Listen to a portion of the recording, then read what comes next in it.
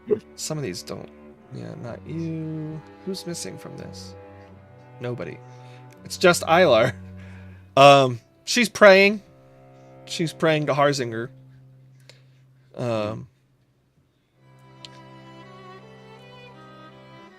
And as she finishes, the glow in her hair diminishes.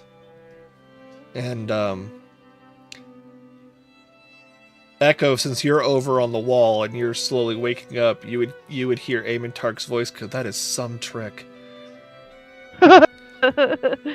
As he like takes his hand off of his wound and he's like perfectly fine. Like not just that, but like even Echo healed him too, but now he's like, dude, I got nothing. Like I'm Gucci. I'm gonna go fight some more. Like it's Yeah. Echo wakes up, looks a little disoriented, but also like somewhat rejuvenated, and it's just like, what? And then sees Madeline and is like, oh, I'm gonna assume you had something to do with that. it's like it's good to see you too.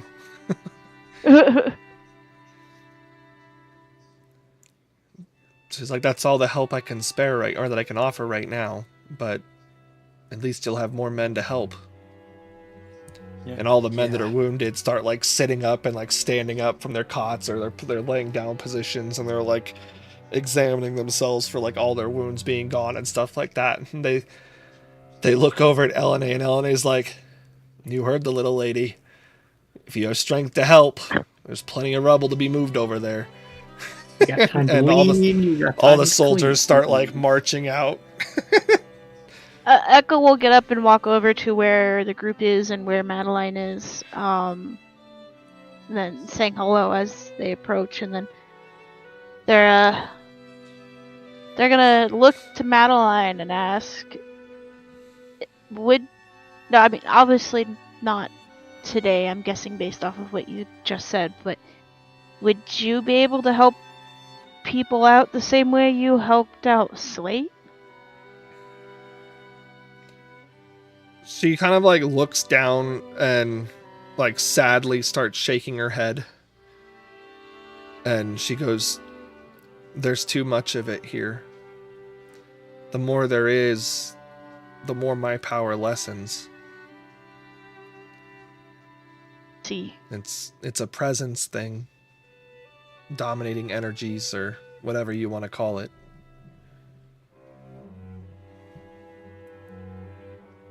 Oh, we appreciate the help, by the way.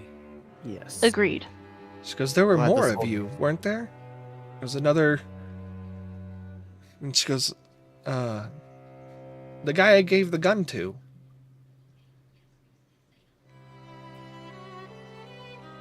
Yeah, he's been away for a while.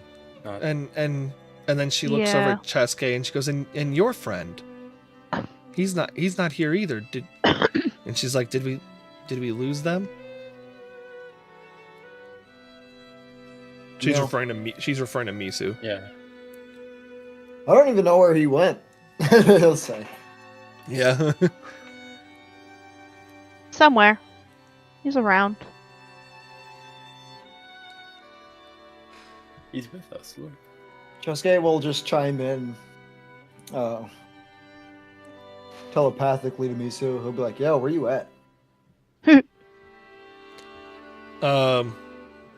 You just get back a busy. Damn. And it's very abrupt and very cold and like, very, very devoid of emotion. That is a dragon on a mission.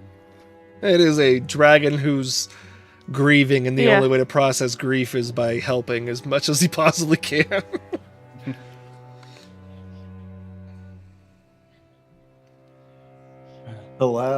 I guess he'll relay. We are looking for Watts, Silmei, the Longdongs, the vampires, and Jack. If you have any information, those are the ones that are MIA. If the vampires died, this is the saddest fucking shit ever. And we don't have to worry about getting them transported ever. That's true. I like All your the look, effort it's you your went hero. through just for them to die. Yeah. all the fucking effort, and then they just die. It's like, no. Eh, She goes, fuck 'em. well, I don't know about, I just got here. I don't know who most of those people are, but because I did He see. was telling Masu. Oh, I thought you. You'll hear back. You'll hear back. I found Watts, and the bugbears are fine, or as fine as they can be. Just Watts, will ask the bugbears are fine. how is he? How he being? Oh, how is Misu? No, how is Watts? Oh, he's helping move rubble. Okay. Cheske will relay that Watts and the Longdongs are. Well, some of the Longdongs, he can't account for all of them, but I'm assuming he means Gorlov Yeah, is. be the most is- notable They're one. alive. So we can account for those two. The other four other three are we have no clue. I mean, Jack is Jack, so Yeah, I'm more worried he about where the fuck Sylvan may have ended just up. needed to fuck off for reasons. We already lost one dragon. Who had the sending stone at the fortress? Did we not have that? LNA. Was that on it? Okay. Yeah. I'm like, Echo has 3. One of which is useless, but hey, you know. One of which is useless. Yeah, it's the sending stone from the Fair Naya prison from the other universe. Yeah. I just had canon that at one point it disappears. It will at one point disappear. We just need to get a new SIM card.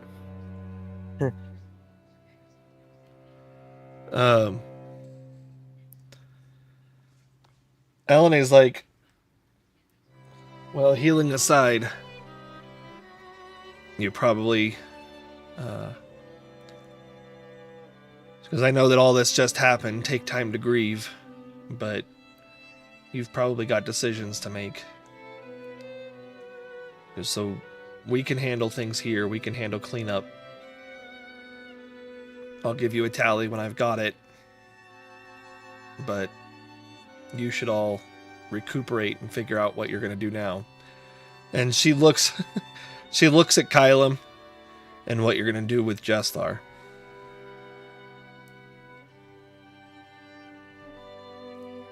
Understood. That meeting's gonna suck. That meeting is gonna suck. Cheska's like, what meeting? Yeah. No. Fuck your They are- meetings. No. Fuck your meetings. Oh, Gonna we like- all like yell no as our characters disintegrate away as we get You're sent not off to gonna like what I alternate say at that universe. meeting. Yeah, fuck your meeting, soft resets. Dust. I don't feel so good, Mr. Stark. Mr. Tark, I don't feel so I good. don't want to go. I don't want to go. Madeline looks at the group and she's like, I'll be here for a little while if you guys want to catch up, but there's definitely more important things that you guys probably have to do, so Oh yeah. I'll do what I can to help. But I'll be around. Appreciate you dropping by. Yep. Nice to meet you. Shame it wasn't on better terms. She goes, well, the other group didn't really meet you, or the rest of you didn't really meet me on good terms either. No, we didn't. But hey, you know, Here I am. it worked out. once We again. No. saved each shut other. up. God damn it, Dustin. It's gonna get stuck in my head now. It's fine. That's your favorite song. No, it's not. Um, The group goes. yeah, so I mean, you guys could figure out a place that you want to gather up. At this point, the war room will be vacant. Your rooms would be vacant. The war room next to the dead orphans. No, the dead No, orphans they will have been moved. They moved the dead. Yeah, they orphans. moved The only body that should be in the war room is Justar's. Yes, the only body that's in the war room Yeah. is Justhar's. We go back in there to find him decapitated. the other soldiers have killed him out of rage. Fuck this guy! Fuck you. Well, Um, let's find a private place to go Room talk. it is, yeah. Yeah. War room works with me, for me. Dustin, are you gonna let Misu know wherever you go? Yeah. Okay.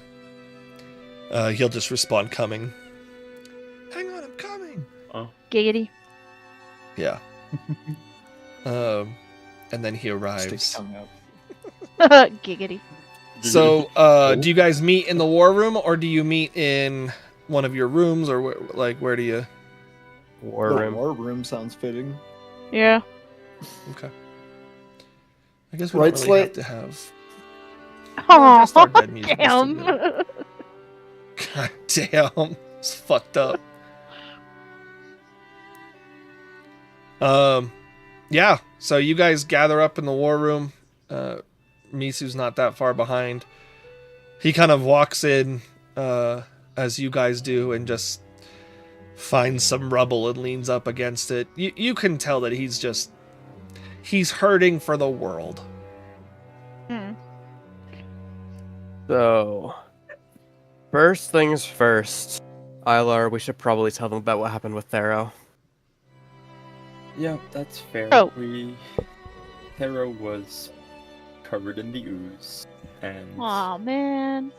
asked us to kill him to avoid, him Attacking the fortress. attacking the fortress, to say the least.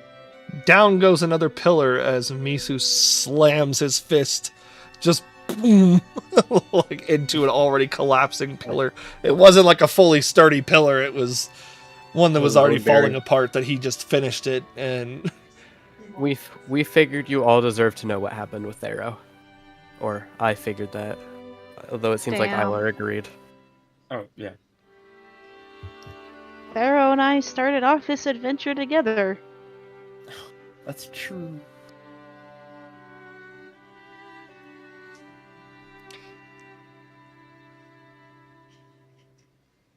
Misu's like,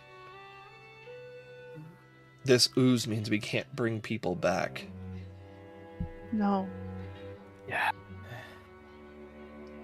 Can't bring Gabriel back, can't bring Thero back. Because the only question is, what now? It was Gabriel too. Yes. Yep. And all the network with it, Most. Yeah. or at least a Most. big part of it. He goes, "I would count on all of it." Yes. They reported to Gabriel.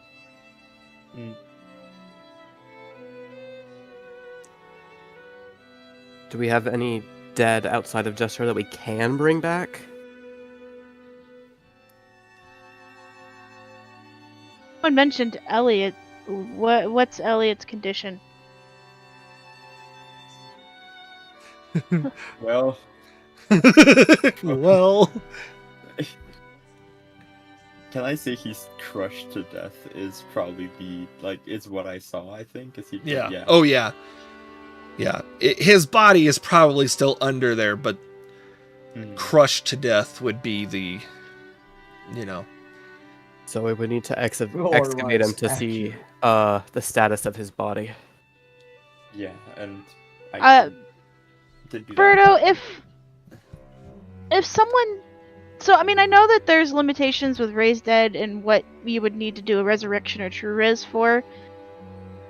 Is that like any major bodily destruction, or is that determinant on the situation? Like in this case, So since the whole body would be able to be found, would it be possible, or would it still So require a res because of the damage? because of the crushing, it would basically fall into the lacking organs integral for survival thing. Like if Okay, yeah, a that's heart what I'm wondering, ruptures yeah. under the crushing force, then you would be missing a heart, which you would need for a raise. Okay. But yeah. He collapsed the wall behind him to prevent them from infiltrating further. Fortunately, that got him in the process. Damn it. Chisuke will lean against the wall and slowly sit down. Echo's gonna punch the wall out of frustration and be like, saying something along the lines of like, wishing they could cast stronger revivification magic. Well, if we did this for the seeds, then we should probably put that into fucking overdrive right now. Yeah. Like, we need a plan to gather the remaining seeds, and we don't even know where. We also like, need to few of take them are. stock of what happened with that giant, that light that giant creature gave off too.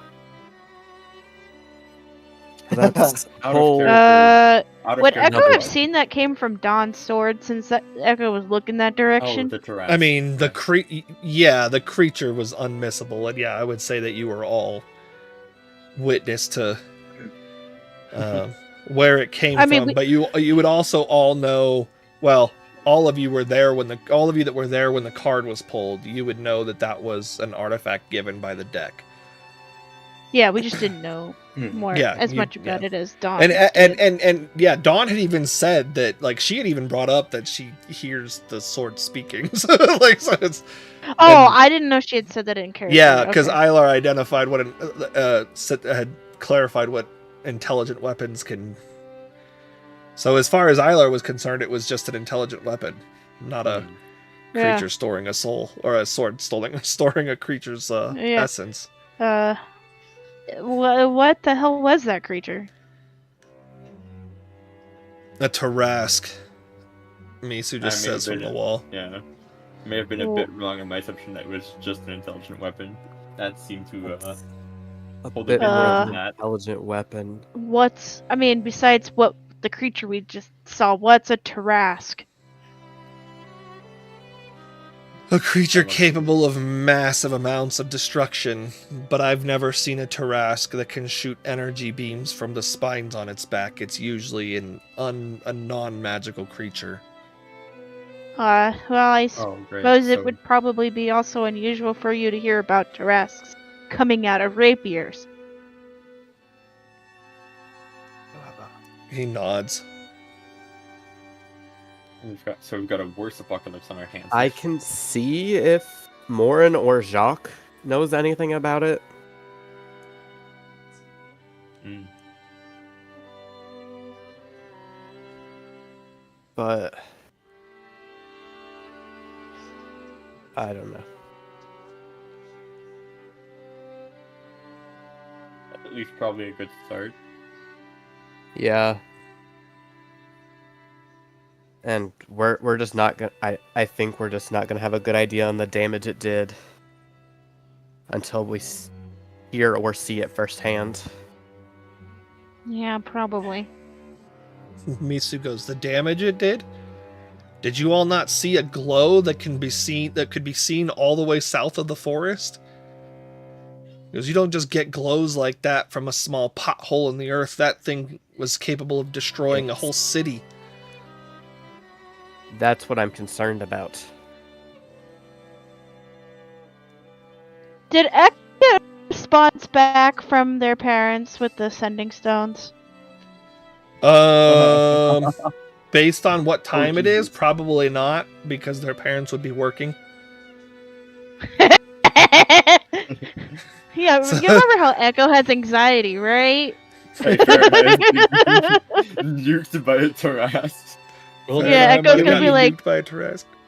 do we know Echo's what gonna be like, I think direction- my parents may have been nuked by that Tarrasque, or maybe So- Paranoia. It had 6 spines, and Mhm, each yeah. one shot off a beam in a different direction. right. Yeah. Where the fuck did all those land? Oh no, You but know, maybe one you was know over at one Paranoia? went. You know one went south because you saw the glows. So one went relatively, Yeah. potentially close distance. I'm going to the world map for this. Fuck is south of here? The And there's Moon the, Veil. The Moon Veil. I mean, yeah, the Moon Veil. Well, I certainly hope that didn't get nuked. Yeah.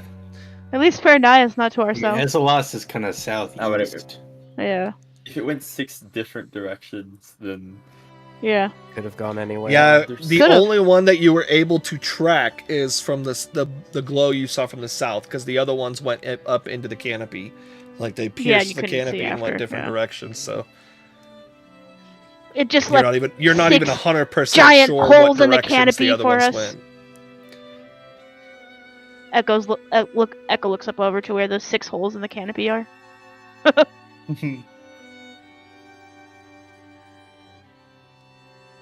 So we have that to figure out. We have the seeds to go after. Where we go next could be almost anywhere. we should probably Picard's go- heading north. Potentially that's where Corinth went. He mentioned something about the rift. I have interests up north as well. We all do. Yeah, I believe we all do. Maybe we should try and make our way back north again. Do we want to check out the attack to where the beam went to the south before we head to the north? Since that seems like it might not be too far away. Or do we just want to head straight to the north? Well, I mean, either way, we're gonna have to travel somewhere to get voyage there. So, if we travel towards Ezelos, Yeah. you know, it's a port of entry. That, or we go back to Fahrenheit and see if there's any damage. I don't even know if one went in that direction. We could Yeah. take that port again, potentially. Not gonna lie, I won't say I don't have any qualms against going to see my parents again. Misu starts chuckling, almost What do you think, uncharacteristically so.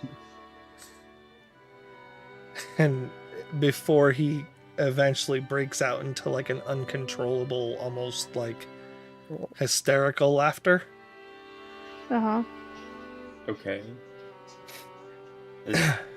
What's going on, Misu? He's like, he brings his hands to his face and he's like, let me get this straight. Oh, yeah. Okay. We chose to keep the seeds and sacrifice all these lives so that we could continue to go get the seeds. And a creature comes out that can decimate cities potentially. None of us have a hope of taking that thing down. And you want to try to follow its path of destruction? I mean, Therefore, there's- risking the seeds that you just sacrificed thousands of lives to save? But That's probably not a good idea. The- Once you start thinking about it that way.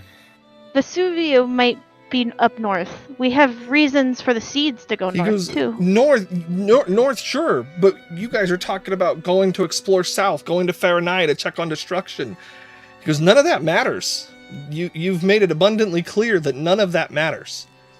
All that matters is these seeds. It doesn't matter what lives we lose. And so if we're going to make that decision, then we make that decision. Family, friends, other lives, we've all established that all of them pale in comparison to what these seeds are worth. And so following the destruction and going to check on cities that maybe have been destroyed by this thing is a waste of time if we're all worried about getting the seeds first. Biscay will like grip his staff like really hard. Like, I Yeah. want to be angry, but I understand what he's saying at the same time. Like, Are the we way not his allowed to words- learn from our mistakes? He's like, I mean, I I'm know not it came at a lot of lives. I'm not downplaying that, and it was horrible. But we're trying to learn from this experience. He goes, At least I am. So learning from the experience is risking everything we sacrifice these lives for. If we We- have to go north, we need to go towards a port which Ezeloth or Fairnaya is an option. Ezelos, yes. But getting to Ezelos's port does not require going far enough south to see destruction. Faranaya is so far out of the way to get to north. He goes, if you want to get to the seeds as quick as humanly possible, we cut through the forest, we skim the sides of Eidos Navel, we cut around the grass, or around the trees of the Echo Falls area, and we go to the port. No stops. No checking on destruction. He goes, the seeds. He goes, we threw all of these lives away.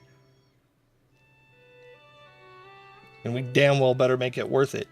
If we get to the seeds too late because we're checking on loved ones or civilians, then every life we've lost here is wasted. He is like He's angry. in a very bad place.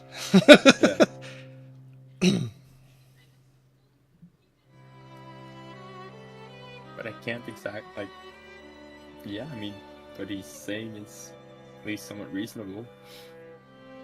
But we also weren't like seriously talking about going too at the same time. Like the I'm not saying that as Echo. I'm saying that out of character. If anyone pays attention, or if anybody tends to look, like with Chesuke being out of the way, he'll like, you can notice like visibly that Misu's words are getting to him really, really bad.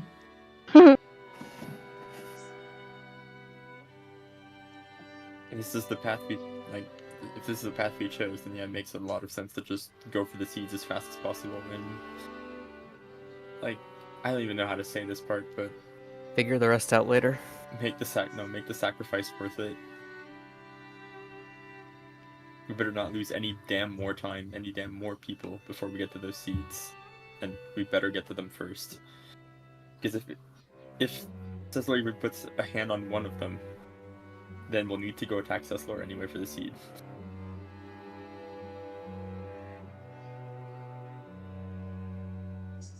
I think that's correct.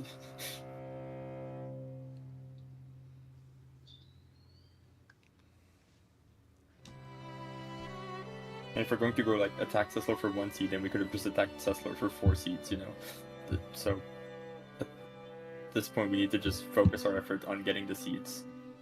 Because that's what we did this for. Yep. That was our price. Which means we need to put 100 times the effort into figuring out how to get those seeds we don't know how to get yet. Yeah, and the North probably has our the North maybe has the most information about that. I assume there's got to be something hiding there. I mean, we know it potentially leads us for information for 2 seeds at the very minimum. Yep.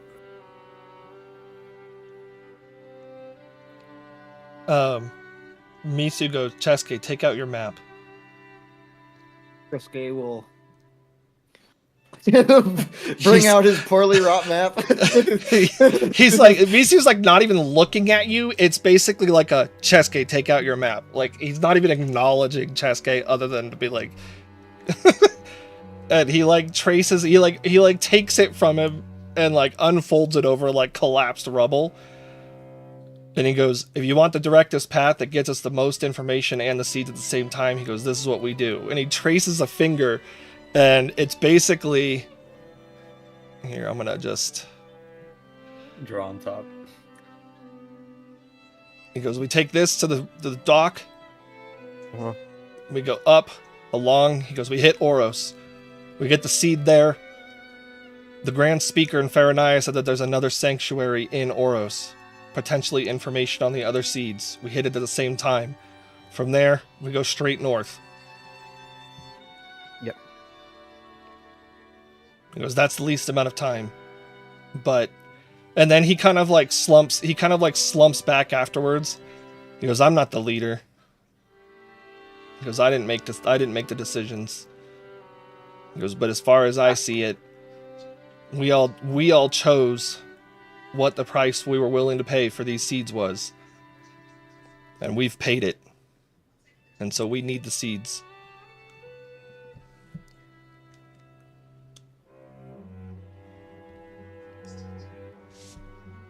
can we even get into Oros at this point?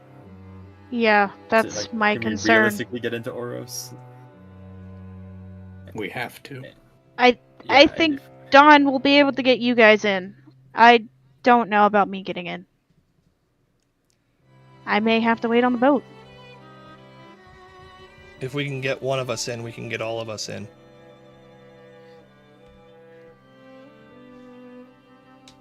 Hmm. And Echo's response there isn't more so like lack of faith in the group. It is a lack of faith in Oros. Also, does Misu have experience with Oros in general? No. What's No. the concern about getting Echo into Oros? I was born there, and my mother comes from a very rich family in Oros. And my grandfather did not take it very well that I was born a tiefling. And it led That's- to me getting kicked out of the country. My parents had to move to Fairnaya, where my father grew up. Okay. So what's gonna happen if you re-enter the city? I Is it just don't fears, know. Or are there valid concerns?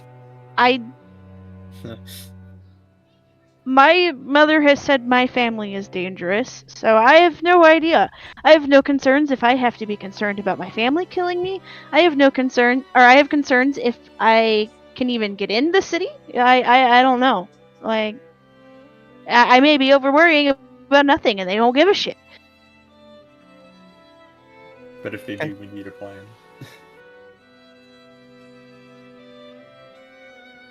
Yeah, and my nice Misu goes clothes with went any with that luck, card. Oros was flattened by the creature we released. That would be that would be so cathartic. He goes, and if not, we burn your family alive if they get in our way. Wait, okay, I know this is a logical result of our choices, but that is fucking crazy to say. He is so narrow-minded now because it's all he has left in where he's at.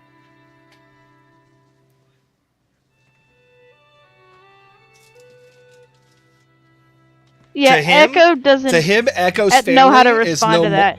To him, Echo's family is no more or less valuable than the thousands you guys just lost in this battle.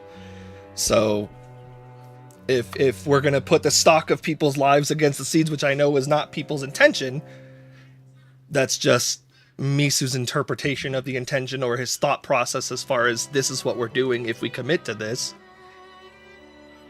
Then we don't put then people's lives in general.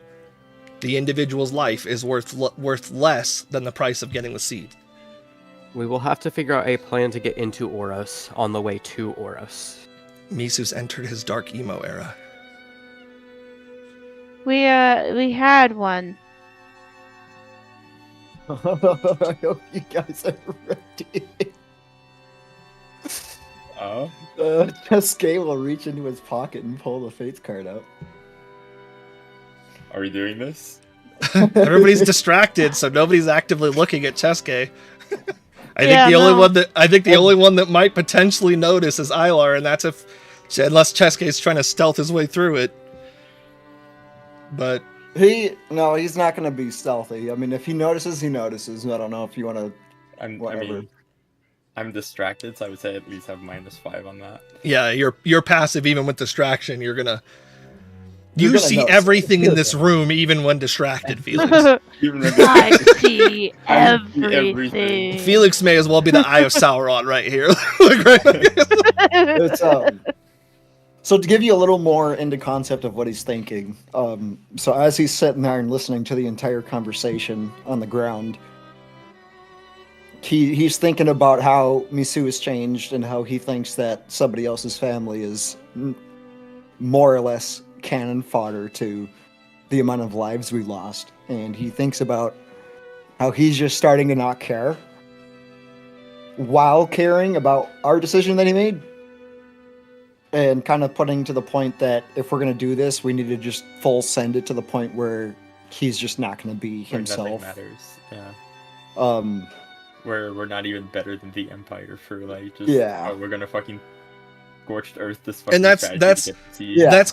That's kind of where his. I mean, and Chesuke knows enough to know Misu well enough, but that's kind of where he's starting to trend. Is we as a group are starting to look no different, and Yeah. if we're gonna do whatever it takes to get the seeds, then we're gonna do whatever it takes, no matter who we lose along the way. I hate this. I hate that I and just realized whether or not Alar chooses to say something or don't. just pays attention or I'll tell you sees, right away. I don't. he'll kind of like pull the card between. I guess he'll pull it with his right hand because he's right-handed. He'll pull it out of whatever pocket or bag that he has it in, and it's facing away from him. And he'll flip the card, and he'll look up at the group, and he'll think of everybody that has died. He'll think of Elliot. He'll think of Gabriel and the children that were within his information group. He'll think of Thero and Biscuit, and even the vampires that randomly be brought along. That he has no clue of whether or not they are alive or dead. Or even our allies, you know. Yeah, and vampires. and Silme, who we have no clue where is. And he'll think to himself and be like, as he says in his mind, he's like, I guess it's time. Like I can't deal with this anymore. I will live with this decision, but I'm not going to sit here and watch our group get tortured by the harsh and truth of the words that are coming out of Misu. I'd liked it better when he was more of a friend. And he'll think to himself and he'll say, what are the words you need to activate the card, or is it just like I wish? It's not even an I wish. It's you just pick one It's like- event. Just the intent. You One pick an event, event. okay. Yeah. Chesuke will go back and he'll think to himself and he'll say, I want to go back to the event in where we had just left the Longdongs and the vampires walking back to the fortress in the Silver Ash Woods. That's not technically. So what no, so you have to. It's undoing an event. Undoing an event? undo. Oh, that's Yeah. dumb. So Okay. it would. So, So, like, you would a would be like. decision? So it would be like I want to go back and undo the decision we made about not handing over the seeds. You know what I mean? Okay, so I can't be like, I want to go back to just It's not like before go the back in decision. time. Yeah, Yeah. It's it's an undo. yeah. It's an undo? It's an undo, so to Okay, speak. so You're I rewriting guess events. he'll say that. Yeah. He will say he wants to undo the event of the decision of handing or Not handing of choosing to fight instead of handing over the seeds to what's his name? Jetstar. Just Jestar. Jestar. So here we go. Look, Dustin, I don't know what's about to happen, but no matter what happens here, I respect your decision. Fucking love it. Dustin, you have no idea how excited I am. Here we go. So I'm interested to see Chesuke- Echo's response. So it's not going back to it's not going It's back not to the going- decision. It's this point in The time decision's already if been the made. decision hasn't been made and the intent is clear. So you guys are sitting in this war room or Wait a second. Chesuke, Wait a second. This is fucking You're in stupid. this- Chesuke, you're in this war room. I And just realized that this is fucking stupid. all of a sudden you begin to see the world shift around you and phase in and out briefly, and everything around you changes. All of the rubble, as the world around you shifts, is no longer rubble. It's pillars and stone walls, a properly situated table. Everything around you is different. The rest of you, the last session never fucking happened. You guys handed the seeds over. And true to his word, Jestar took the army and left. I guess it would have been Slate's decision that would have been different. Yep. I would think so, right? Slate Well, I guess ended it's up up being the the middle. deciding Either factor. it's in You chose this the other instance, option. it's going to be that Cheske voted to give up the seeds as well. Oh, okay. Okay. And therefore, Okay. and if that's the This case, is what we remember. that would have Yeah. swayed Slate's vote as well, because more people Yeah. in the party wanted to give up the seeds, and Cheske wouldn't have done all of his spiel about why they should fight and all of that. Like, all of this discussion plays out differently. So to you guys, You have an Angie Echo now. you have an Angie Echo who acquiesced because they everybody agreed to the democratic process, and Echo was outvoted by a large majority. You guys gave up the seeds, and you are now in the war room contemplating. It's still the next day, same time of day, same everything, but instead of taking losses and stocks in battle, you guys are convened in the war council, plotting your next move from the fortress, since you no longer have to worry about the army, because it was confirmed this morning that the entire force of the Ceslorian army of whites has been removed from the area. Cheske, as you kind of find yourself situated in this room, you feel something. It feels painful, right about here in your chest. Right in my sternum. Like you feel it. And at first you're not sure, but you look around the room and you see everything's changed exactly what you want to, exactly the way you thought it would. And as you look around, you lock eyes with Misu and you hear in your head, "What did you do?" And you realize in that moment, your bond ensured that Misu remembers everything, including what you've done. And you look down at his sternum, and you see something that you've never seen before, and it looks like a stain on his robe, because he's in his Eladrin form, and it looks black. Electric 2 Boogaloo! It looks black, like blood. The stain like the stain ooze? looks like it maybe dried blood. Some kind of something has caused a black stain in the same place on him as you were feeling that pain.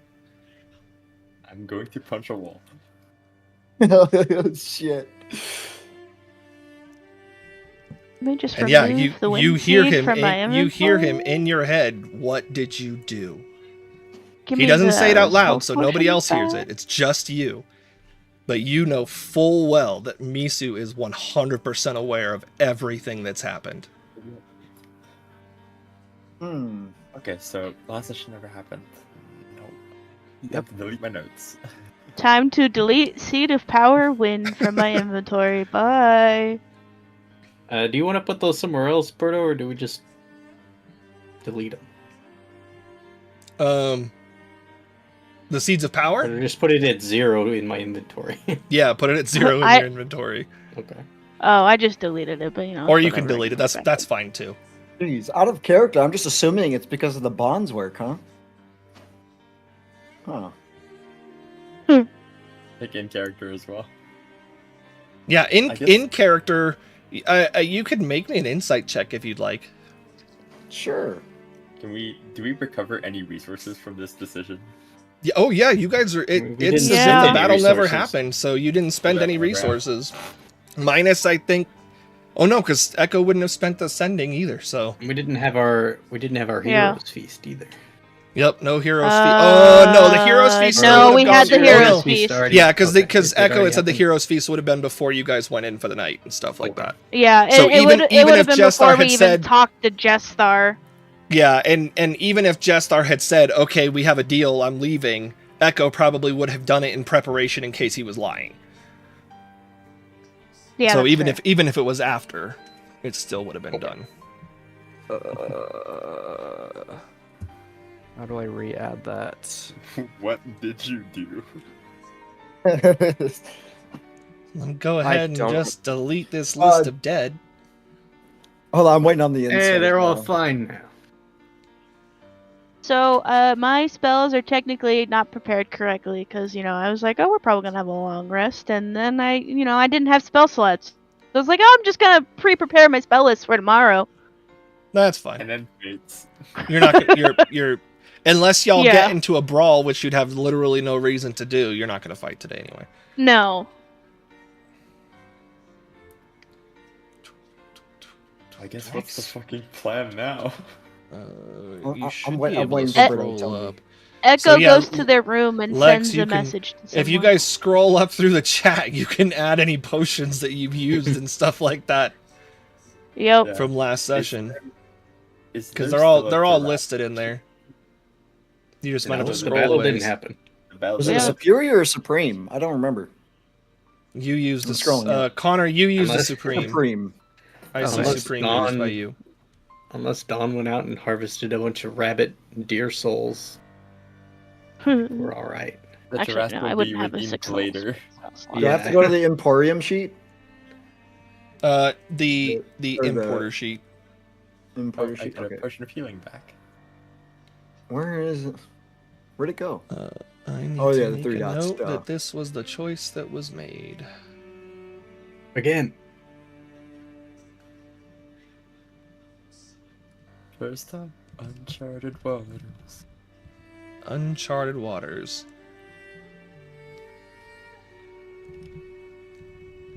Oh, it would be in the P's, wouldn't it? Oh wait, there's a Yes. search bar. Duh.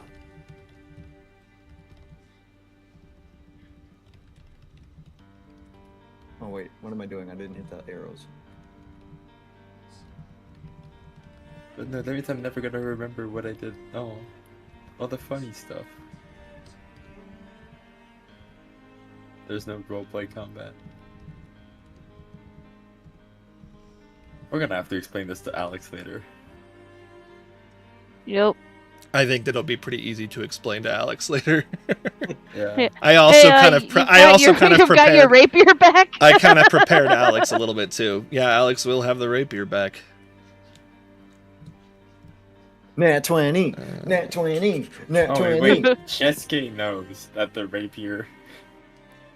And so does yeah, Misu knows all Misu. this. Misu. So the Empire now has the unpowered water seed, the earth seed, the dark seed, and the wind seed. Yep. Okay. This is the price we pay. Yep. Uh, So as you guys all gather around the war table, plotting out where to go, Chesuke, all of your war allies are there. Madeline is also there, in the war room with you guys this time.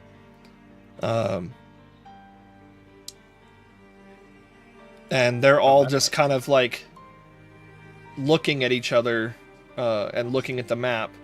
And the group is looking at what to do now and considering what the next move is.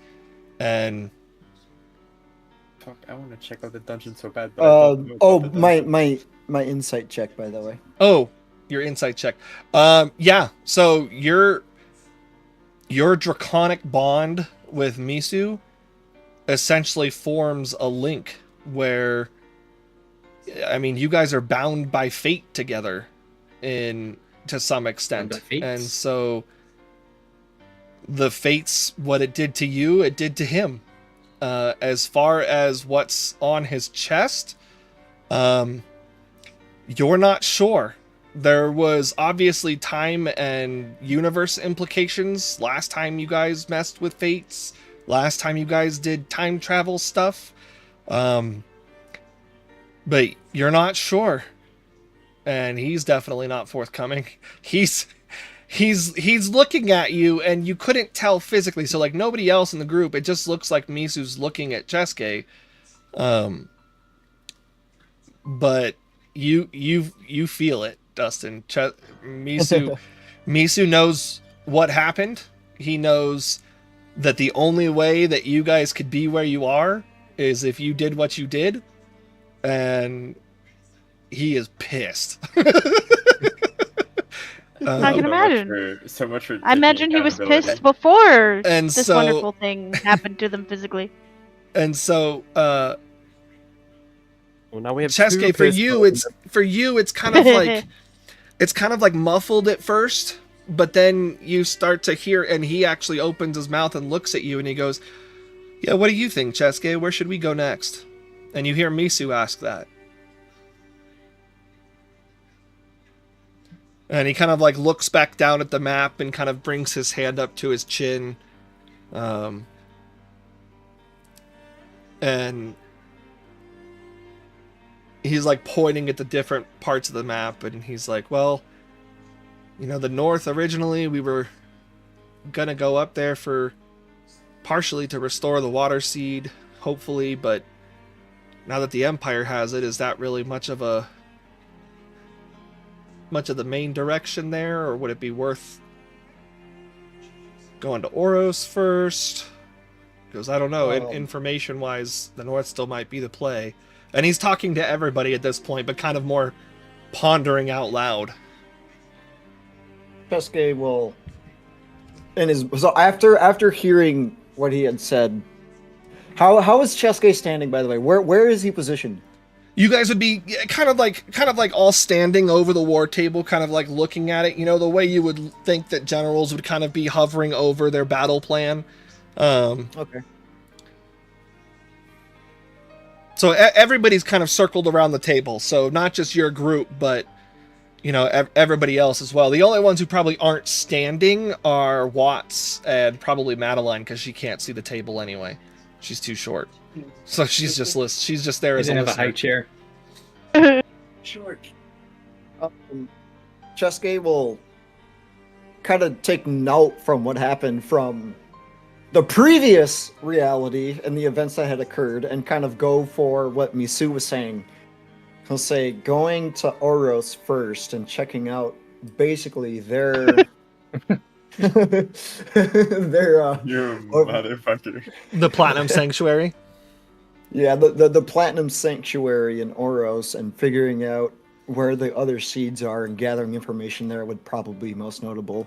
And in his mind, while he's saying this within a break, he'll say to Misu telepathically,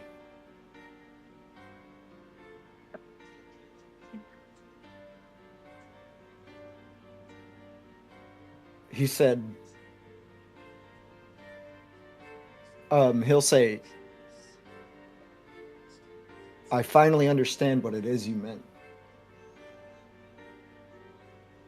And in the moment, he'll be pointing at Echo Falls' port down here in the side.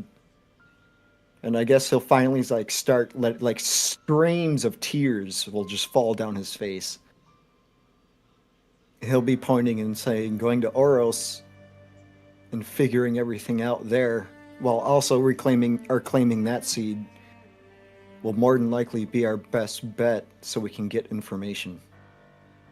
While he's just fucking bawling. So here comes the kick, here comes the knife in the gut. Misu's gonna be like, that's not a bad plan. He goes, if we don't, because obviously the Empire has the other 4 seeds, and so while getting these is important, he goes, we can also use this time to build more alliances. He goes, that seaway between, he goes, I don't know if you guys remember, but the ocean between Azelos and Ceslor, there were sea monsters that tore the Empire's ships as they floated, as they sailed away. He goes, it might be more dangerous to go these waters. He goes, if we go back the way we were going through Novaria and take that dock, he goes, we can maybe stop it in Sirion and see if we can get some help from the mages. Ooh, Because I know that they'll be reluctant to help, but maybe we can at least get some defensive support. Me too. That is out of the question. We cannot stop at Inserion right now. Why is that?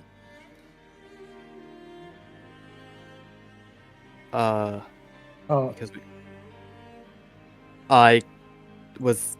we can't go there right now.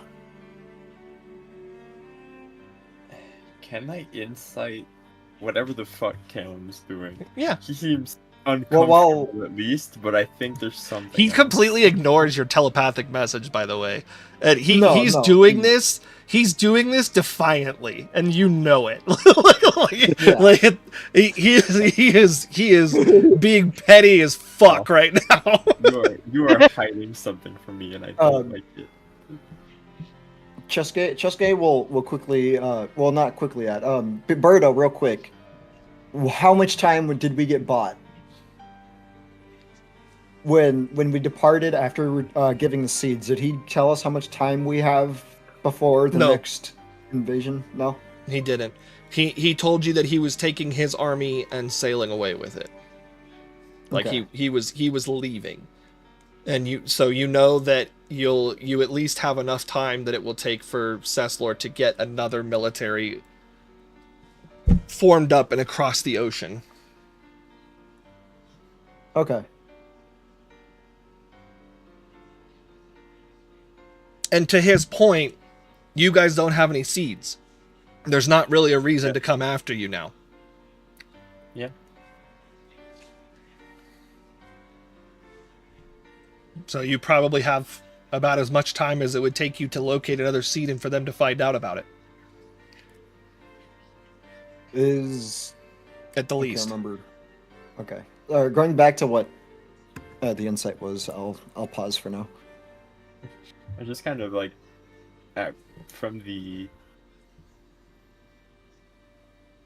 from Kylem's like behavior of just like, we can't fucking go to Inserion right now. Yeah.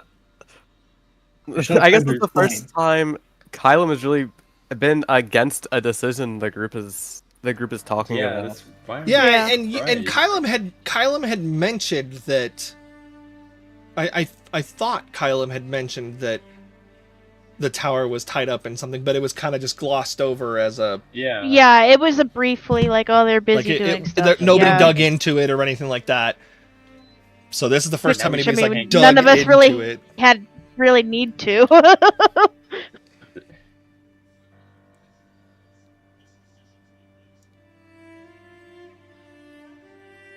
But yeah, during Talk this about that. discussion, like Yeah, it goes talk quiet about that and later. like their That's arms are crazy. crossed and they're like looking down at the table, like is there deep thought?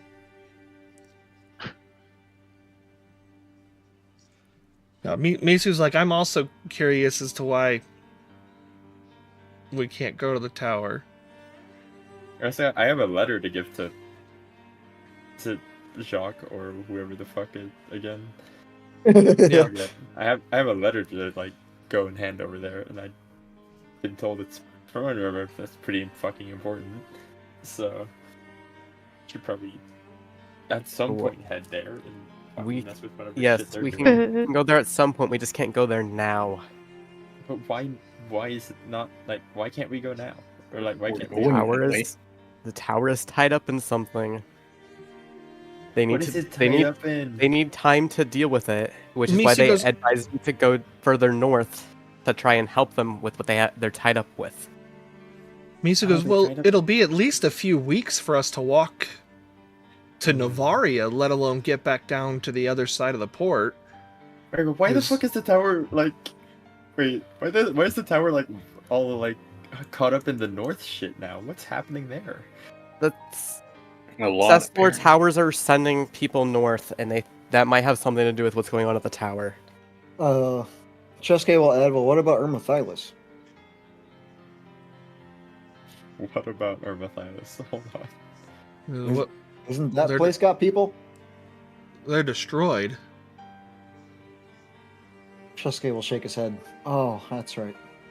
A fucking gift, Bruno. Is there a third port we could potentially use to get to Oros or the north? Paranai is real fucking far away. Because either we use either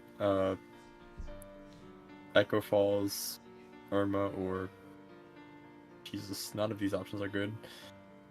There's a port in Navaria, right? Or like south of there. Yeah. That's what Misu was suggesting, going through Novaria, going south from there, taking that port, docking it in Sirion to recruit the mages, and then going up north from there. But Was what apparently we his can't what do his that right suggestion now. was. But So if we say that's not an option, We then we can't- head north. We can Ooh. take the port just from Nuvaria straight up.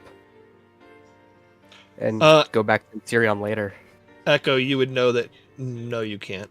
The ships from that port dock at Insirion to pick up supplies and head north. So, like, you don't have to go to the tower, but every ship will dock in Insirion before making the journey up north. Echo will be like, every ship docks at Insarion before going north. Misu goes, okay, so we don't go to the tower. We dock it in Sirion, and looks over at Elena. He goes, "They have they're a republic there, right? Still probably have soldiers that aren't tower, men that we can recruit." And he looks over at Ilar. He goes, "You don't have to go back to the tower. You didn't want to do that anyway." No, but He goes, "Cheske's not wrong. The Good. fastest route to Oros in the north would be going through Azelos. It just might be more dangerous that way." Cheske, after a while, after he gathers himself, will be like, "Yeah, we're the Kraken Slayers. We'll be all right." or the Krakens. If we go to Insirion, I'll probably just take an errand. Chill in the boat. No, I mean I do have a letter I need to hand over at some point. I don't know to fucking who, but I do still have that letter. If it's to Sage Jock, he's not even at the tower right now. Ilar that sneaks into the tower. sucks ass. That sounds I- funny. Last I heard, he was in Faranaya. What? Okay. I don't even want to know what he's doing over there.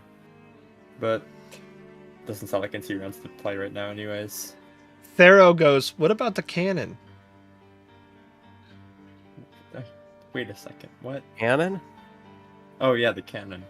Where the hell was that again? That was in Here. That was. There's one They here, were- yeah. Oh, I thought He- we got he- shot off at.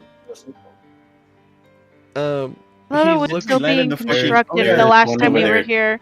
we Yeah. landed in the fucking waste. That's why. you took it. No, that was the one you took from you took from the gnome, the gnomish gnome. village, Yeah. or the Mushroom Kingdom. But yeah, Lex is right. It was being constructed, and that's why you guys had to walk to Navaria the first time. But they had said it would be done by the time you got back. You guys just didn't have a chance to explore around because there was a war going on. How far can this Not cannon anymore. take us? Elena goes, "Well, should be able to get you a distance of Navaria at least." She goes, but she looks at Madeline and over at Gabriel, and she's like, "Cheske brought up Ermathylis," and she kind of slaps her finger down at Ermathylis. "I know it's destroyed, but are ships still making dock there?"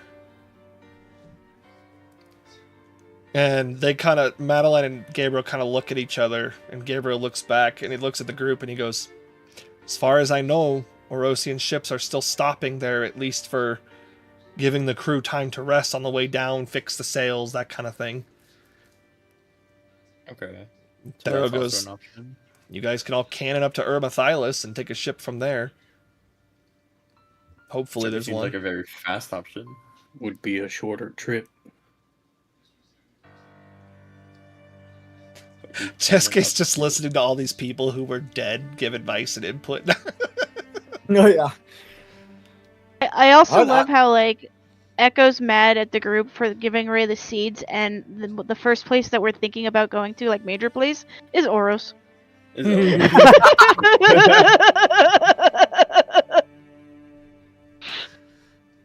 So yeah, I imagine that Echo's just sitting there looking very fucking grumpy. Very funny. Yeah, I'm saying it may not be your first choice to go to Oros, especially after giving away the seeds, but we would have to go like at some point anyway. Might as well get it out of the way. Yeah. Well, if we're going from Ermathylis, we could just go straight north and hit Oros on the way back. And that's Misu talking. Because if So we're you're going saying- from Ermathylis, going west to Oros takes more time. Oh, it does? Okay, so we're just better off Yeah, going- because if you're going from Ermathylis right here, oh, not wrong screen, right here, north would be up like this direction up here, whereas otherwise you'd have to like circle around the area and go to Oros Yeah. and then hit Ermathylis. So it's closer for sure to go to Oros, but But in the long run, Yeah, we've got to come. I mean, theoretically, we'd be coming back about the same way if we It would were also- coming by boat. It would also give Echo time to feel more comfortable and us to come up with a plan to get into Oros. that is true. I guess can we agree with the start of that plan? We just end up to Irma and then we go north, see what happens, see what we get as info, and then hit Oros maybe on the way back. But the info we learn in the north might change that course. Yes. I guess no matter what, we have to drop by Oros anyway, so it can't change our course that much. Unless Oros gets fucking sunk or something, which... I don't know, maybe Hopefully we not. should wait to go to Oros after we've got something to try and recruit Oros to our cause. If that's our focus. I... Echo's salt. The tone in that Echo's sentence salt was is so, so fucking good. angry. so good. Like, I can feel the anger in that. It's just like, oh. And mirroring Brodo's words. Not that Echo knows it they're doing that, but you know, hey. Gabriel looks at Echo and goes, I mean, the extra time of you guys going north means that I can work on some more papers for you guys to have an easier time getting into Oros. Certainly help. Ooh, that would help. That would probably help a lot. Hey, you were dead 2 seconds ago. No, Aren't you dead? Shouldn't you be covered in ooze, traitor? Later. Yeah, shouldn't you be covered in news? We saw your Maybe a little orphans crush. mangled. We did this for you, Gabriel. No. Any thoughts? What's Slate? his wee business? Give me some of those. Give me some of those, Felix. I'll go wherever the rest of you want to go. I'll go wherever you... Elena goes, well, we have, if you're traveling by cannon wherever you go, you're going to save a lot of time, so you can take time discussing it to yourselves. And she goes, and, you know, we'll need time to turn the device anyway.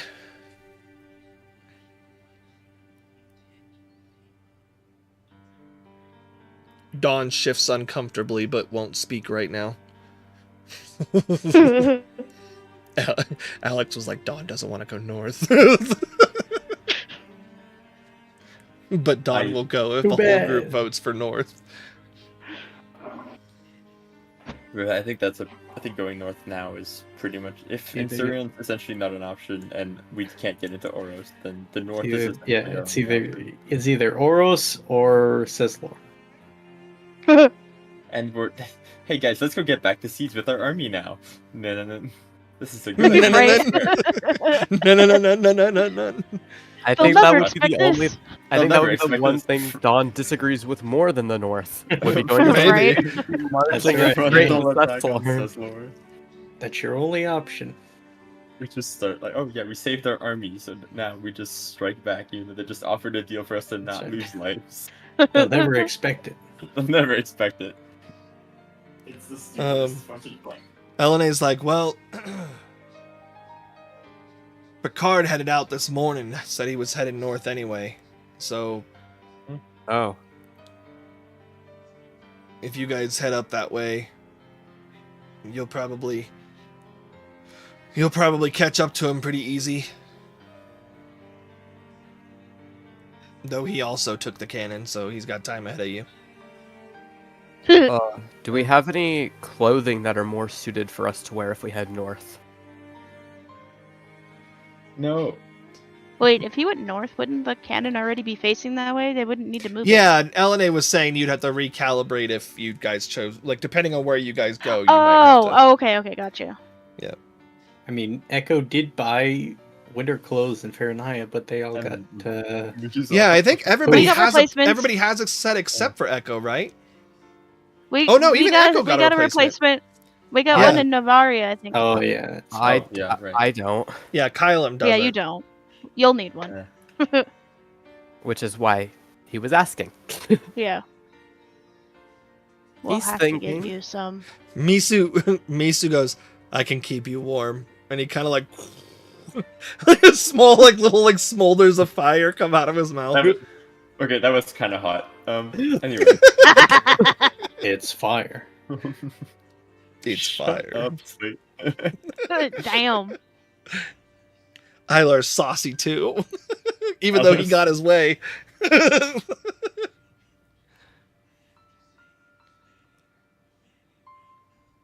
Misu's like, but I agree with Echo. I think that if we're going to go to Oros, we should go to Oros with a plan to recruit Oros.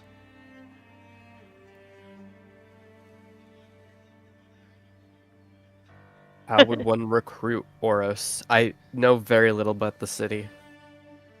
they They're value? bigots. That's all you need to know. They're gonna be a fun one to recruit. Get in good with their lord. Be rich. I mean, we do have money.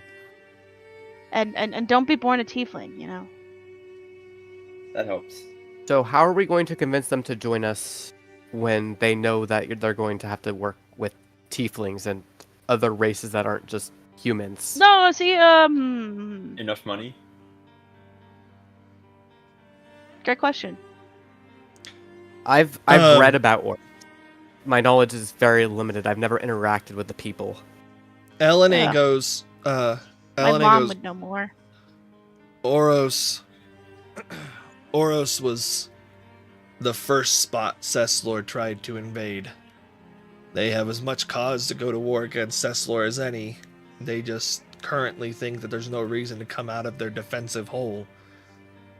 And she looks at the group and she goes, now I'm not suggesting that we poke and prod at their defenses, but if we undermine their confidence in their defensive hole, there might be a Oh. way for us to convince them that a best defense is a good offense kind of thing. Hey, Oros, your infamous little devil's back. Maybe that'll help. This motherfucker just starts shooting cannons.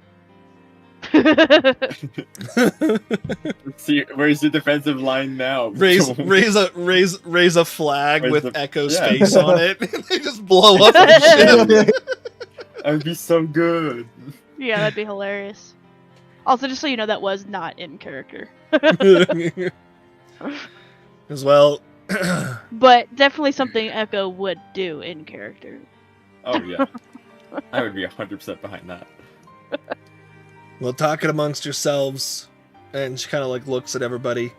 She goes, "Cannon's currently pointing towards Ermathilas anyway.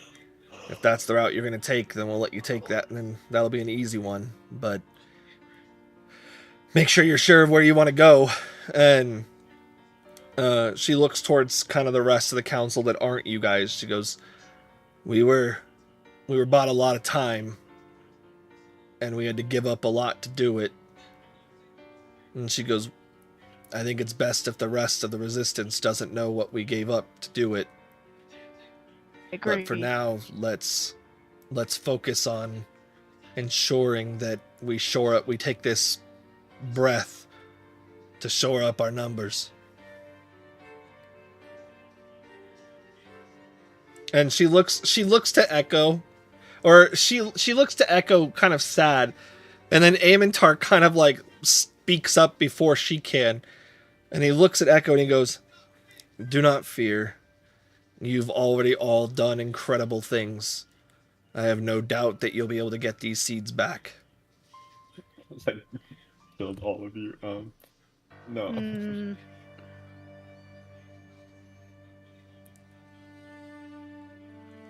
Trying to think of how Echo would respond to that.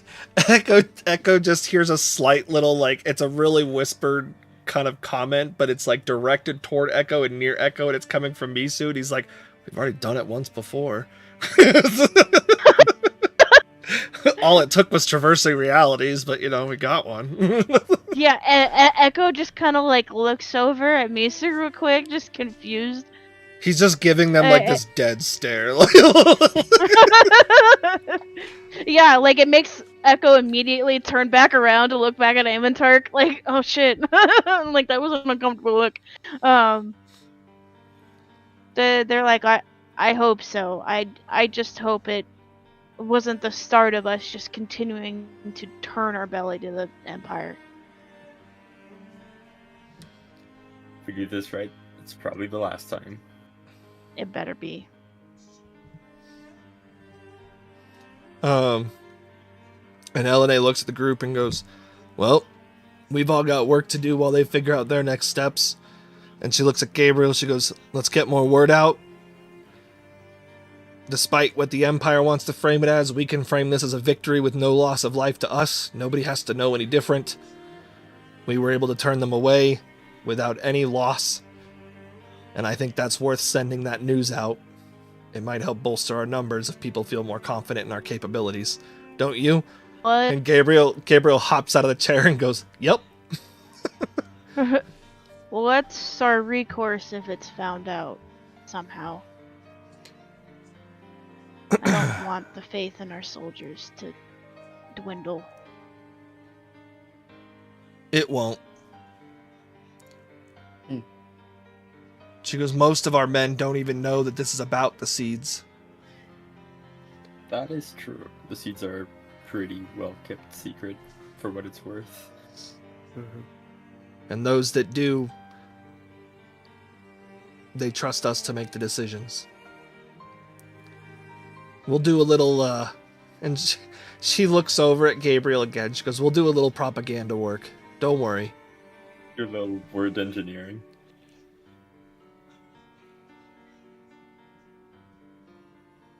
Alright. And she's like, "All right." And she kind of like stands up straight from the table from hunched over. She goes, "Dismissed." And everybody kind of like shuffles out, and she goes, "We're all here. None of us are going anywhere before you leave. So if you need to speak with any of us one-on-one, or if you need anything like that, then just let us know. And we'll have the cannon ready for you whenever you decide what you want to do." Understood. Alright. Thank you very much. And everybody disperses from the room. There's about to be a fucking conversation up in this bitch. Oh, Maybe. yeah. Echo looks back over at Misu. Misu just smiles at Echo.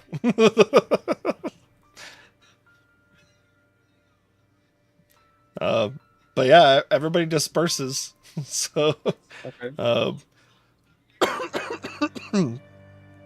we could end it there and have more conversations at downtime, Dustin, unless you want to have some moments here live on stream.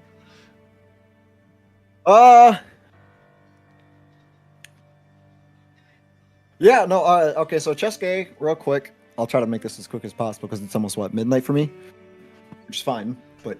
We go how till long do you midnight usually my go for? time usually, so... We Okay, usually go till okay. 11 to midnight my time, so we usually go for another Okay. 20, 30 minutes-ish. if not more, depending on what we do. Chesuke will be. Chesuke will say he'll be waiting in another room, and he'll be looking at Misu. And he'll say, if anyone needs anything, that's where I'll be. And it'll be the room where we made that decision. And he starts heading over there, clearly looking at Misu. And as he turns around, he'll say, we need to talk. In his mind, to him. He'll also add real quick, sorry, we might as well get this out of the way now. Misu's gonna look at the group and he's like, I think I've said my piece on where I think we should go. I'm gonna just go stick by Chesuke until we're ready to go, if you guys want to talk things over. And he looks over at Dawn and he goes, maybe talk things over with Dawn, who looks a little nervous over there. And Yeah. That takes some convincing. he's like, I'll see ya. And he follows Chesuke out. See you in the morning, assuming we're leaving tomorrow. As he does, so he kind of funnels out with everybody else. And as he does, you guys see him kind of like he looks at Elliot as they're walking out and they're making like light small talk or and stuff like that. Ilar, because if you're passive a million, you see Elliot palm something to Misu. You can't see what it is, but you see him palm something. Okay. And they don't like stop or anything like that. It's all part of the walking. There's no, you don't hear what they're discussing. All of these notes are gone. But Misu walks out, and Chesuke, you go to the room, and shortly after, Misu comes in behind you and he closes the door. And just to set the mood, he'll be staring out of the window. It's no longer attack on fortress damage, it's attack on fortress. I'm sure you're wondering why I've called you here today. Didn't happen. Misu looks Are as he closes Both the your door. arms folded behind your back. As he closes the door, you just hear just a minute. And you hear something latch. And as you're staring out the window, a shimmer kind of comes down over your eyes. Like, not over your eyes, but like in front of your eyes. And he goes, okay.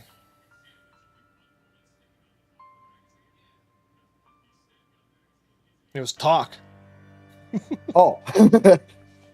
I'll be like, in that brief moment, he'll just sit there and finally, when he says talk, he'll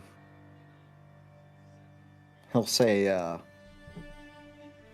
well, obviously, this isn't how I wanted to play this out. And I know full well you're aware of exactly what I did. How did you want it to play out, Chesuke? You wanted to take my choice away from me and not have me know about it? He's gonna say, no, that wasn't my intention. I was gonna tell everybody regardless. Even now, I still plan on telling them exactly how it all played out. He'll kind of just keep staring straight ahead. Window or no window. We know this is shimmer. Yeah, you can still see out the window. It's just Okay. there was a shimmer this It's just a past. shimmer. He put a protection in place so people couldn't hear from outside the room. Oh, okay. He'll say, I understand that your decision was your decision. And in this sense, I wanted to give you the decision, but also it made me understand. And he'll turn and he'll peek over his shoulder, left or right, depending on what side he's more oriented towards. And he'll look in his general direction. I understand what you meant by the value of the lives that we could have potentially lost. And seeing those innocent children getting carried out of that room in that reality really bugged me. It tore a part of me away, and I thought to myself, well, what if that was my sibling, my sisters, or even my children? And he'll look back towards the window and staring while trying to gather his thoughts still. He starts crying, but only one side really starts tearing up more than the other. And he'll say, I don't expect you to ever understand or ever forgive me for what it is that I did. And I will always remember what it is that I did and what it is that I changed, that I abandoned that reality because I couldn't accept what it is that transpired. And he'll start turning around towards him more, like chest facing, still sideways a little, but still chest facing, out of the direction, more near his direction, if that makes sense. Like, Yeah. kind of how I'm talking to you guys right now. Yeah. And he'll look him in the eyes and be like,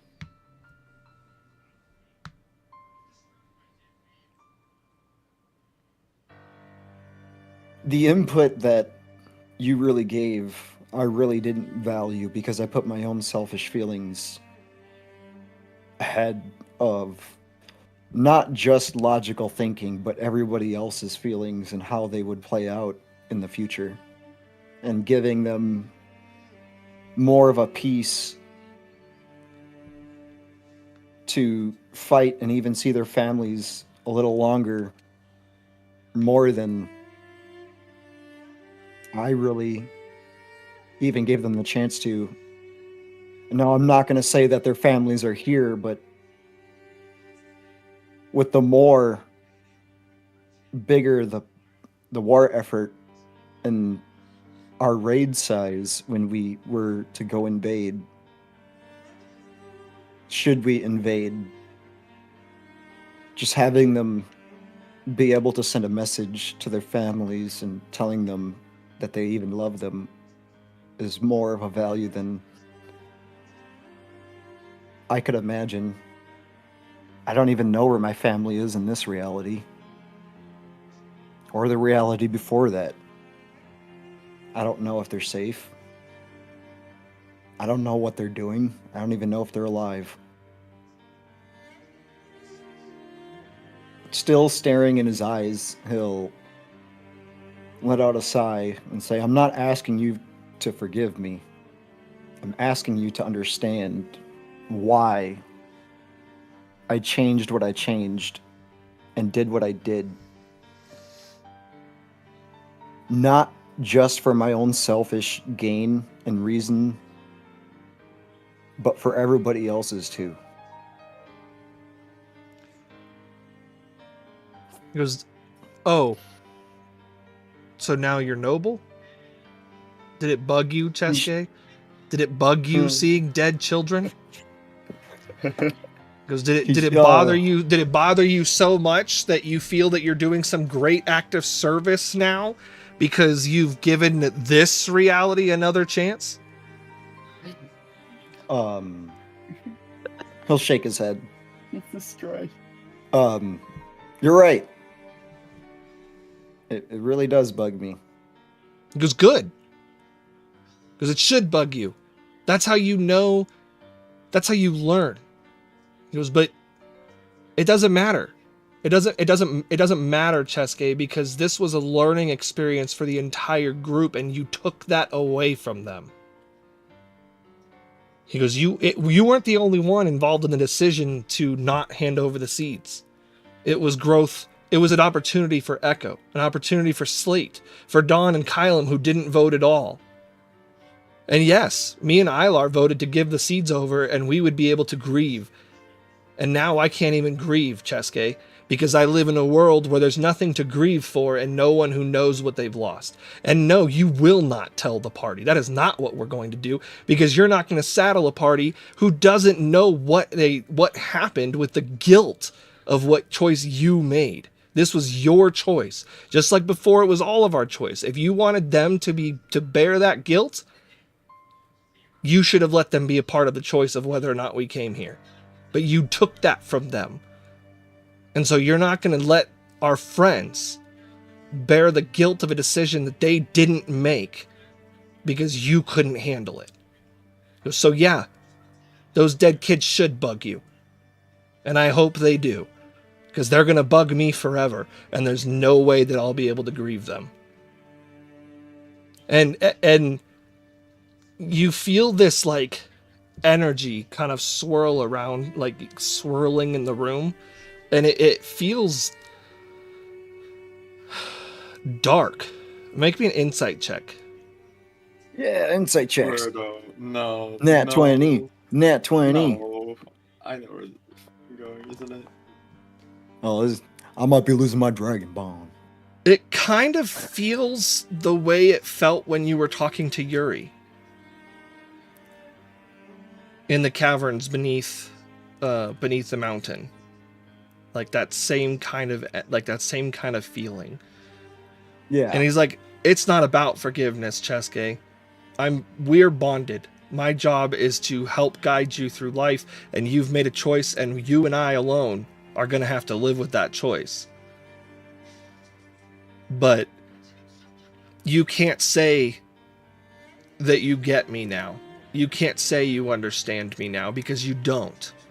I was prepared to spend the rest of my life making that decision right, making it work so that if we threw all those lives away, that it would at least be worth something.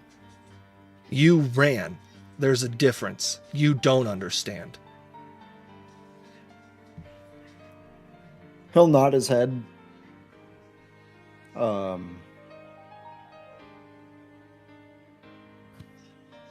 kind of just sit down. And it need to be by like a bed or a chair or whatever, or even the floor. That's fine. He'll just sit down.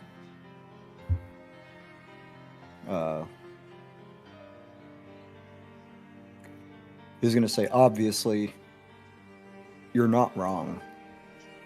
You're 1000% right.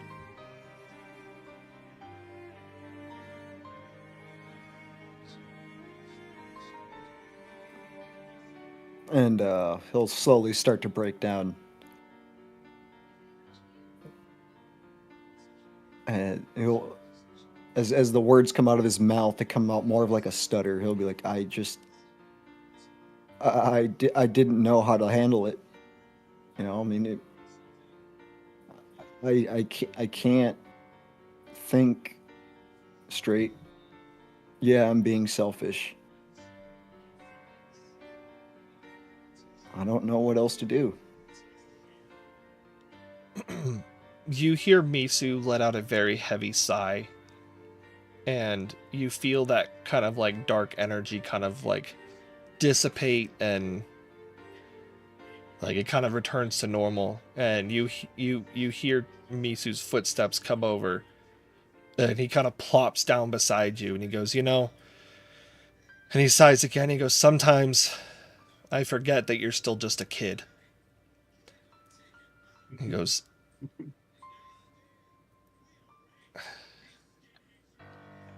because it doesn't matter what we've done, Cheske. He goes, at some point, you're going to have to learn that you can't magic your way out of everything. He goes, our bond, my power. He goes, I tried to magic my way out of everything, and not only did I harm my world, but I harmed this one. That's the only reason I'm here. Pharaoh knew what I did. He knows what I did. And he knows that I want to make it right. And that's why he called me. And he goes, and I can't work to make it better if I can't face what I've done. He'll in the moment, he'll kind of like wrap his arms around him and start like really crying, like full out bawling. Ugly crying with Oh snot. fuck! Yeah.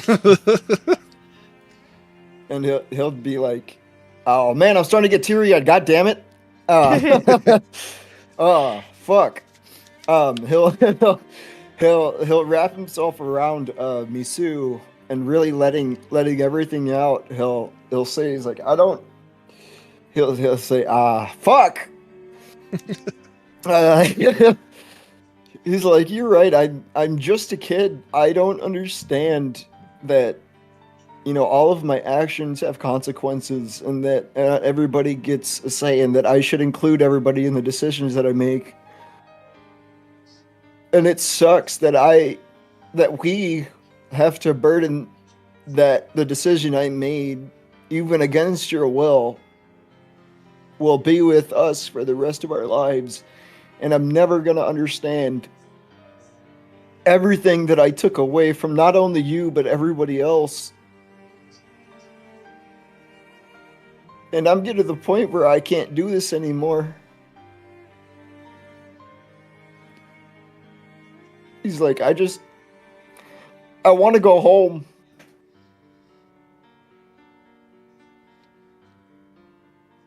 Misu kind of like leans into your crying hug.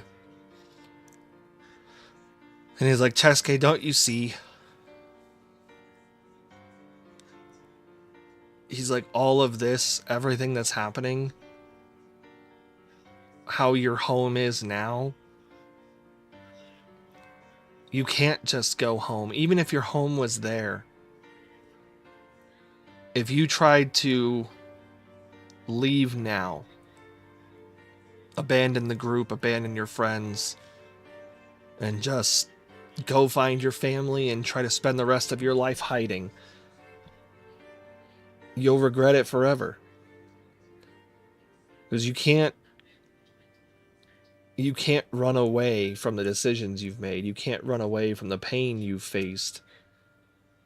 You have to push through it and find a reason to keep fighting. But you can't do that if you're running. He nods his head. Well, it would be more in his like Yeah, it'd be like shoulder area. Yeah. He'll be like, yeah. He's like, yeah, I understand. And he'll say like, I know that, realistically, at least in this world and that world before, that my home isn't here, but I just want to go home. Yeah, I want everything to be okay, but this sucks. That's all he says. He goes, yep. But you are home. You're a child of the forest. This world is your home. Every person in this on this earth, on this land, is your home. The waters, it's your home. He goes, your family wouldn't want you to give up the fight. Your friends wouldn't want to give you to give up the fight. Yuri is still out there waiting for you, and you know it. And it doesn't matter if it's your Yuri or two other Yuris again, or your siblings from 2 universes ago. It doesn't matter. They're all here. This is what you have. And he goes, and we're the only 2 that know it. He goes, we'll never know what would have happened in that other realm, that other reality that we've left. We're here. We can save this one. He'll sniff a bunch of bitters in. We have to do better, Chesuke. You have to do better. He'll like take in like that ugly cry breath where he tries to like take a deep breath and it's like a bunch of that kind. he's gonna say, well, I know you don't want us to tell them, but what are they gonna do if they pull that Fates card again?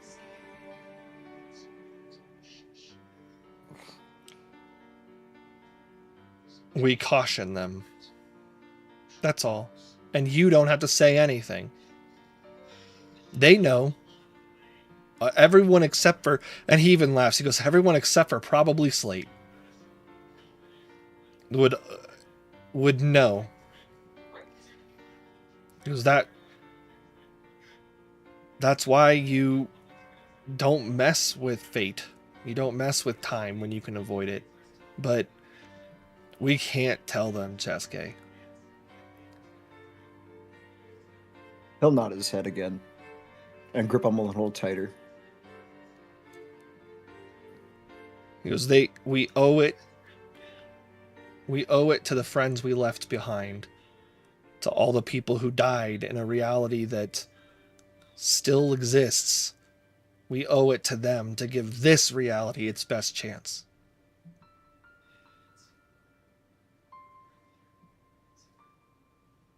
He'll do his best to take a deep breath in again, and try to slowly let it out and be like, okay. And he'll start like wiping the tears off of his face. He goes, and maybe next time, because I'm not going to tell you to not pull from the deck anymore. It's been helpful to us for the most part. But maybe next time we have a big decision that could affect the lives of thousands. Maybe consider the fact that some of us have more experience with war and the world. He goes, I'm thousands of years old. And while I haven't seen everything, I've seen a lot.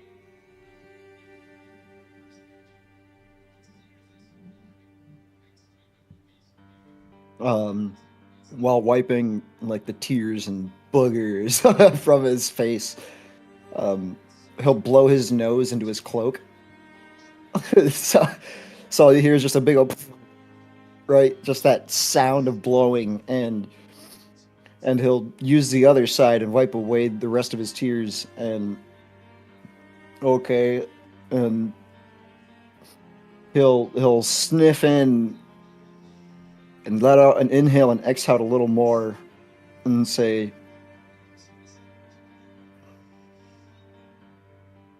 I'm sorry for not valuing your input before this all happened. He goes, I'm not your dad, Cheske. You don't have to listen to everything I tell you to. I may have experience, but that doesn't mean I'm right all the time. He goes, and we'll never know if the decision to sacrifice those lives would have played out in a better way. Who knows? You and Echo could have been right on the money, and that was the route to take. And we'll never know. But whatever decision we make, from now on, we own it. No matter the outcome, if we lose half a continent, if all of Faranaya gets wiped off the map because of a decision we make, we own that. No more do-overs. He'll nod his head in agreement and say, I understand. Because now, if we come across one of Slate's creation brethren, and they're dead recently, we can do over that. And he kind of like laughs a little bit.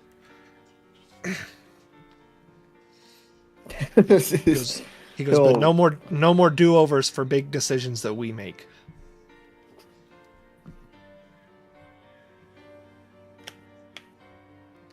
He'll try to make himself feel a little better and say, yes, Dad. Misu will laugh a little bit, and then he'll kind of like wince as he takes his arm off from around the side of you and puts it to his chest. He like winces in pain. And he's like, oh. It's like that laugh hurt. He'll ask anyway, what is up with that? Because I felt the pain in my chest too, exactly where that was. He goes, I don't know. And he kind of like looks down and he goes, I don't know what this stain is. And he kind of like undoes like from right here down on his tunic, like just like the neck part. Yeah. And he like pulls it out and he goes, and his face kind of drops and he goes, well, that can't be good. And Cheske looks in and can see this dark, like sticky ooze-like liquid that's like in the dead center of Misu's chest right there, and it's like pulsing, like it's doing what the ooze does. I fucking. His face will widen, in shock, and Baby. and he'll start thinking, and he'll snap his fingers really fast and be like, that one green-haired chick, Madeline. Rip. He goes, he's still looking down. He goes, maybe if we're quiet about it. And he looks at Cheske and he goes, normally I'm not one for keeping any more secrets from the group, but he kind of like takes the tunic off and walks over to a wardrobe in the room and grabs another one. And he goes, but if we give this in away, they're going to start asking questions, and we need to get further in before we are able to give answers. He'll ask, where did it come from anyway? Like, was this just a consequence of the card? Still in shock and worried and concerned for Misu. He goes, I don't know. All the more reason we should try to get answers before we bring anything up. Cheske will take a look at his body and just kind of double check to make sure that he as well didn't attain any of the ooze. He does not have any Okay. ooze. Any of the blood. He goes, but maybe we can quietly talk to Madeline and see if she can help.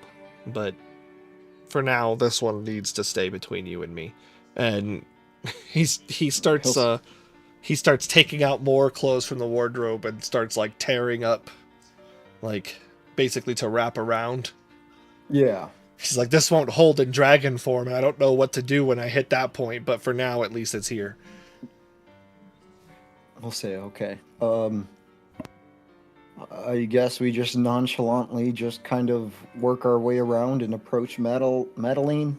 I'll just keep calling her the wrong name because he kind of Madeline. forgot the last part. Madeline. And he goes, Yeah. He goes, yeah, I don't think it has to. We don't have to like actively try to hide it. The whole group is spread out everywhere, so we'll just find her and get some personal time with her.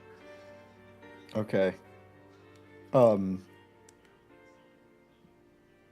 Cheske will stand up from where he was sitting and regain his composure more or less for the most part.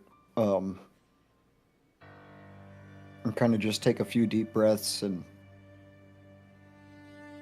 look at him and be like, well, I guess we can just see what we can do before night's end. He nods. He goes, may even be leaving before that, but we won't know until we go talk to everybody else. So let's go see if they've made any headway with Dawn. Okay. Lamau. Then he kind of like walks to the door, and About that. he takes the he touches something on the door handle, and Cheske sees the shimmer come down and around, and a small little stone falls from the door handle to the floor. And he kind of kicks it to the side, and he goes, "Thanks, Elliot." And he looks, he kind of like looks at Cheske knowingly, hey, look, immediately useful that we brought him back. He'll nod and kind of throw out a little smirking smile. Like, that's a good thing he's around. Elliot has a hard time staying dead, apparently. Elliot does have a hard time staying dead, and it's almost always due to multiversal reasonings. Yes. So Cheske and Misu will work their way down to the group, and we will call the session there, so that we can engage Alex in some downtime. I will do I will open downtime up, but StreamWorld world-altering events have taken place. Ooh, but Those of you I'm who've seen Wolt excited. before, played Wolt before, we are entering uncharted Wolt territory from here. So yeah. Yeah, we'll see what happens and how it Oh, impacts shit. things and what differences it makes. Could be good, could be bad, could be We'll neutral. find out. Could be We'll both. find out, but things are different than what they would have been. Find out next time But, on Dragon we Ball will- Z. Yeah. We will theoretically be back next week. So have a good time or have a good night. Bye. Bye. Bye.